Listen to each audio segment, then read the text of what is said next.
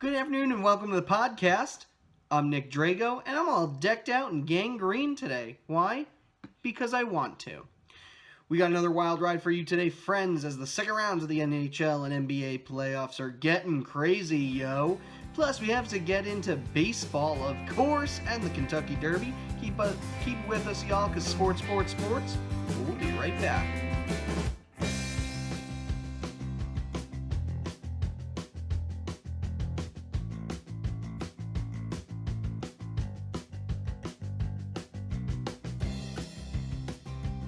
And welcome back to the Sports Podcast, the only game in town that informs and entertains.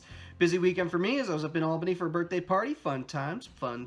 Plus, I was finally able to see Infinity War, so let me spoil everything for you right now. No, I'm just kidding. I'm not going to do that. I swear. All right, friends, let's go right to the NHL playoffs. It's been a wild ride thus far, so we can go right into the action. Bruins Lightning in the Clash of the Titans series. Now, this one was all tied up at one apiece in the early days of the week. Lightning, since that point, took complete control. They scored 3 goals in the first period of Game 3. Albert Pujols scored in the first goal in the first 2 minutes of the game. Tampa kept their foot on the gas throughout, while the Bruins looked sloppy, losing 4-1. Game 4 was a tad closer. In fact, Boston had the lead halfway through the third before Stamkos tied it up, and then Girardi put the nail in the coffin in overtime, putting the Bruins on the brink of elimination. Our pal Brad Marchand, he was up to his old tricks once again. He had a little tongue action going on with Ryan Callahan of the Lightning. I wonder if his old lick Leo Komarov is jealous. Game 5 sent the Bruins packing, though. That one was today, and Tampa took home a 3-1 victory. They'll move on to play the winner of the bitter rival series between the Penguins and Capitals. We've seen some exciting matchups. This one, all tied going into Tuesday night's game. Now, that game was full of brawls, full of twists and turns, the Caps winning. The biggest shock, though, was a play calling by the officials. Now, I'm not usually one to complain, but it's been pretty bad on both sides of the ice. And I'm all for the players playing and whatnot, but when you miss a head-to-head collision resulting in one player breaking his jaw and being concussed, you're doing the game a disservice. So that hit was actually made by Tom Wilson, and he was suspended 3 games after his head-to-head with Zach Aston Reese for the Penguins. For those who want to see how intense this game was, please go watch the Letang Oshie fight, and you'll get it. Game 4, not as exciting with the true trading blows. Penguins went on to win and even the series at 2 each. Ovechkin held to no shots in the third, and then Game 5, that one was last night.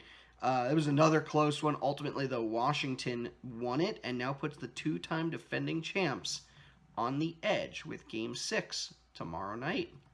Moving into the Millennial Series. So this one is between the NHL resident 90s babies, Nashville and Winnipeg.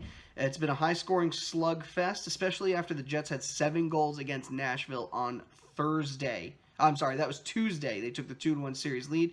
Predators had something to say about that Thursday, taking the victory and evening up the series. Nashville Predators fans, please send Pecorino your thank you cards or whatever y'all do down there, your catfish grams, because he is no doubt the reason that you're still alive right now. He stopped 32 shots in that game. Game 5, complete dismantling of the Preds. They lost 6-2. That victory went to Winnipeg. So they're up 3-2 now in the series. And finally, the Raiders kerfuffle series, the Oakland. The Golden Knights and Sharks have been back and forth. Sharks tied this puppy up on Wednesday after shutting out Vegas 4-0 at home. They took a trip back to Sin City, though, and that one went in the Knights' favor. They were looking to have themselves a 4-out shutout, but with 10 minutes left of the game, Sharks had a late rally. It was 4-3, too close for comfort. Anyway, Knights held on. Sorry about that. Knights held on. They got the empty netter. Going into Game 6, that's tonight. They're looking to eliminate San Jose once and for all. That game's going on as we speak, so be sure to check the score. All right, time for a teeny-weeny, itsy-bitsy break, but please do not move a muscle, because when we return, it's NBA playoff time as we recap the games from this week. Then we'll talk about Major League Baseball, NASCAR, horse racing, you name it. Sports. We'll be right back.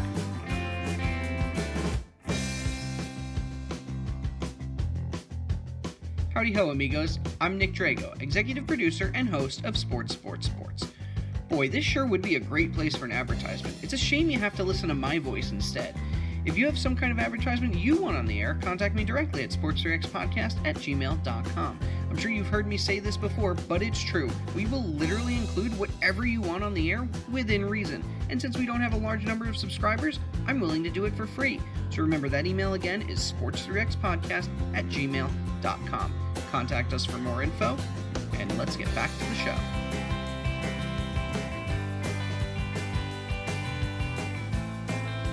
All right, let's get into some NBA action now. 8 teams left trying to win a championship. It's time to see who is still around and how they're doing. Thus far, the all-hype series between the East's best team, Toronto, and the East's most intriguing team, Cleveland. This one's been pretty exciting. Cavaliers won Game 1 in a close call, 113-112, but then in Game 2 was a complete blowout for the Cavs, who took the 2-0 series lead. Probably the most exciting dust-up, though, during the series was between a player and a fan. Now, as the teams are heading into halftime, Game 1, Kendrick Perkins, the Cavs center, turned to his former teammate in the stands, Serge Ibaka, and made a comment about how Cleveland was about to win the game. Well, rapping sensation, I think it's rapper. We'll go with rapper. Rapper sensation Drake, who happened to be sitting courtside, had a lot to say about that after hearing Kendrick Perkins chatting with his friend. And it led to a verbal altercation between the two. Now, I've always said NBA basketball is way more exciting off the court than it is on. And this story blowing up really does go on to prove that. Game 3 happening tonight. Moving on to the loudest fan series between Boston and Philadelphia. 76ers fans were kicking themselves silly on Friday morning. I would know. That's where I live. Going into Game 2, they were down 1-0 in the series. Philly had a 22-point lead towards the end of the first. Score being 51-31, the Celtics went on a tear, and after a 20-2 run spanning more than just one quarter, they clawed their way back to take the game 108-103. Game 3, another Celtics victory, 101-98 today, and now they're up 3-1 with Philly having no hope to come back. Alrighty, the next series on our list, of course, is the blink of an eye series with Houston and Utah going toe-to-toe. The Rockets took their foot off the gas a bit in Game 2 on Wednesday, walking away with the run 16-108 loss to the Jazz. They picked up the pieces, though, pretty quickly in Game 3, winning 113-92. Of all things to rave about in this one, I never would have expected to be Houston's defense, especially with D'Antoni coaching the team. That's really not his strong suit. So kudos to Houston's defense. Maybe they'll keep that up. Game 4 is going on right now. And finally, the Seaside Series, Warriors and Pelicans. It was mostly Warriors after they won Game 1 and 2, scoring at least 120 in both series. Finally, the Pelicans got their shot at home, though, and took a victory, defeating Golden State on Friday, 119-1. The best part of the series, though, is watching Steph Curry finally return to the team after being out for a month. Not that the team wasn't getting the job done with Durant, Klay Thompson, Draymond Green, but having a fourth and arguably your best superstar back in the lineup definitely helps. Warriors then crushed the Pels in Game 4, 118-92. New Orleans was held to 22 points or less in the first, third, and fourth quarter. So how about that for some defense? Moving on to our national pastime this weekend, it must have been dusty because we had a whole lot of sweeps in baseball. That Boston team took home 3 wins against the Rangers. Cleveland was happy to get another shot at the Yanks after last season's playoffs, but New York would win all 3. Blue Jays and Rays in the divisional matchup with Tampa winning 2. Baltimore and the A's in a matchup nobody could care less about with Oakland sweeping. Tigers and Royals played 4 with KC taking home 3 wins. Twins and White Sox faced off in a match between 2 rivals. Minnesota would win 3 of the 4. Astros and Diamondbacks in a fun series with Arizona claiming victory in all 3. Mariners, Angels, both close in the standings. LA won 2 of the 3. Metropolitans swept versus the Rockies. East Coast meets West Coast as the Braves are swept versus the Giants. Phillies and Nationals in a divisional series with Philly taking home 1 in the 3-game set. Marlins, Reds in the 3-game set. Miami won 2. Cubs and Cardinals both seeking first place, but Cards won their first 2 with a late one tonight. Brewers and Pirates going in favor of the Pirates, and the Dodgers Giants, they're in a duel for last place in the NL West. Padres took 2 there, and Clayton Kershaw on the DL. All right, here come the standings. Boston in first in the AL East, 25-9. They play the Yankees this week, who are at 24-10, one game behind. Blue Jays 19-16, Rays 15-17, and Orioles are 8-26. Indians 17-17, but still in first place in the Central. Twins 13-17, Tigers 14-19, Royals 11-23, White Sox 9-23, and for the West, Angels retake the top spot 21-13, Astros drop to 21-15, Marlins 19-14, Athletics 18-16, and Rangers 13-23. For the NL, the Braves are now in first in the East at 19-14. Phillies close behind 18-15, Mets 17-15, Nats are 18-17, and the Marlins 12-20. NL Central has the Cards at 19-12, Brewers 20-15, Pirates 19-16, Cubs 16-14, Reds 8-25, and the NL West Diamondbacks on top 23-11. Rockies 20-15, Giants are 19-15, Dodgers 15-19, and the Padres in last at 13-22. Now remember, these change constantly, so continue to check the standings throughout the week. MLB leaders, Mookie Betts, he's batting .355. Lowry very close behind at .353. Betts also leading home runs with 13, with Gallo, Trout, and Harper all sitting at 12. Lowry with 31 ribbies, and Betts leading in runs as well at 36. For the pitchers, Scherzer has 6 wins. Severino, Porcello, Kluber all at 5. Jarlin Garcia with 1.09 ERA. Scherzer's got 80 strikeouts, and Edwin Diaz and Wade Davis, they're both tied with 13 saves. Special congratulations to Mr.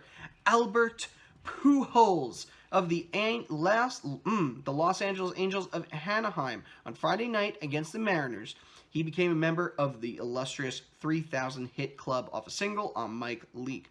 For 17 years, he made his presence known in Major League Baseball. And while he is a shadow of his former self, never could repeat his success after he left the Cardinals, it's just great to see how his Hall of Fame career panned out. Now, Pujols is just the 32nd player to accomplish this feat, and the 4th to have over 600 home runs and 3,000 hits. Next active player who's approaching this milestone is Miguel Cabrera of Detroit, but we still have time to see that one as he sits at 2,666. So that's a scary number. All right, almost time for the big finish, friends, but let's take a quick break, and when we return, we'll talk about racing, both cars and those Nene horses, as well as Ronda Rousey in the WWE, and we have a lot of mail to go through, so don't worry, Sports. We'll be back in a jiffy.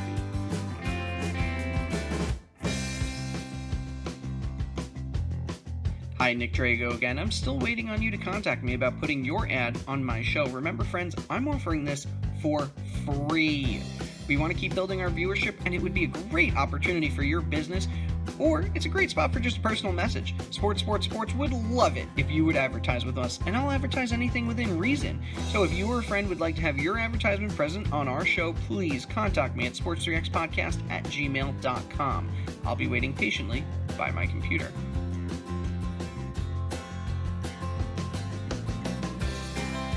Okay, let's get into some racing. The AAA 400 was insane this past weekend. Kevin Harvick took home the victory, his 4th of the year. He now sits at number 3 in the standings behind Kyle Busch and Joey Logano.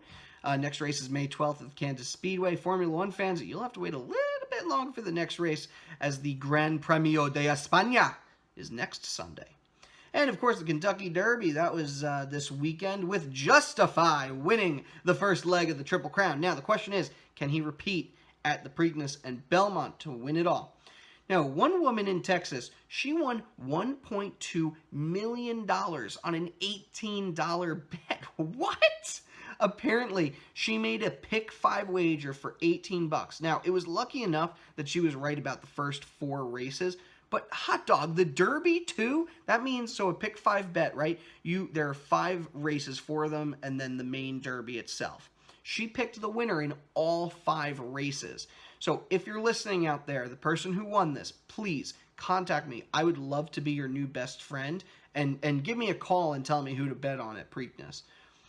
Now, moving on, I personally think that combat sports are its own special breed of athletic competition, one in which you have the potential to excel in multiple weight classes, divisions, even sports. Conor McGregor proved that last year, making his boxing debut, but another former UFC star is also switching up her athletic career. Now, before you all start going on about how WWE isn't a sport due to its scripted nature, I shall remind you that the physical tolls they put on their bodies is fairly intense and worthy of athletic competition. Ronda Rousey was the toast of the UFC and pioneer for women in the mainstream sports media world. She is also a former Olympic medalist in judo. Now, her downfall was UFC was picked apart by the masses. The question about losing her last two fights drove her into complete media silence until last year when she announced that she would be joining WWE. Since that point, she's had quite effect on the fans. In fact, she defeated Triple H and Stephanie McMahon in a show-stopping performance during a tag team bout at WrestleMania last month. I, for one, wish Rousey the best as she begins her WWE career, and you should all do the same. This story was actually recommended by a fan of our program, so for anyone out there with recommendations for the show, please email me, sports3xpodcast@gmail.com. Let's look at the mail for the week. Letter came in from Alan Getz in Washington, D.C. This Capitals fan wants to know how I feel about the suspension of Tom Wilson and if I think it was justified. Just like the Kentucky Derby winner. Justify. All right. Alan, I'm going to be perfectly honest with you. As much as I enjoy the thrill and violence that accompanies hockey, sometimes things go a little too far. If you watch that replay, Wilson clearly made eye contact with Reese. He left the ground, hit Reese right in the head with his shoulder. It was a dirty play. And you know it. You know it. I'll be shocked if I was shocked that they didn't call a penalty during the actual game. They kind of let that one slide, but then Wilson got the 3-game suspension, which I will say is pretty hefty. Now, it's important to remember that no matter what, the officiating in hockey isn't great. It's not just one side. The Capitals got some breaks. Penguins got some breaks. So it just happens. For those fans out there who have a question for me, please shoot me an email, sports3xpodcast@gmail.com. I bet you've never heard me say that. Haha, just kidding. Special thanks, as usual, to the content editor and designer of our logo, Johanna Albert. Music for this podcast is a song called Golden Sunrise by Josh Woodward. A link to his website can be found in the show notes. Another thanks to our social media warriors, Mary Kay Albert and Lori Drago. We got a like from Emily Furch from Pottstown, PA. Thanks, Em. And thanks to Alan Getz for writing in this week. Brendan O'Keefe on our YouTube page comments, "Ooh, go Bruins." Sorry, Brendan. And our Twitter page has been growing as well, thanks to some new followers, including Michelle Grum. Also, special thanks to J.R. Albert, who recommended the Ronda Rousey story. Be sure to follow us on Twitter, or the tweet machine, as I like to call it, at Sports3xpodcast. And some games to look forward to this week include the conclusion of the second-round series in the NHL and NBA, Boston and New York, Yankees and that other team. They're playing Tuesday, Wednesday, and Thursday. Honestly, it doesn't get better than that, brah. All right, friends, this is where we part ways. Be sure to like, comment, share, Twitter, email, and Telegram. They still use that, right? I don't know. Good news, our show's going to be broadcast in Braille next week. Here's a quick preview. ...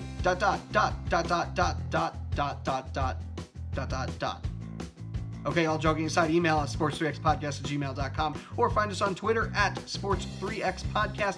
I'm Nick Drago. You have a good night.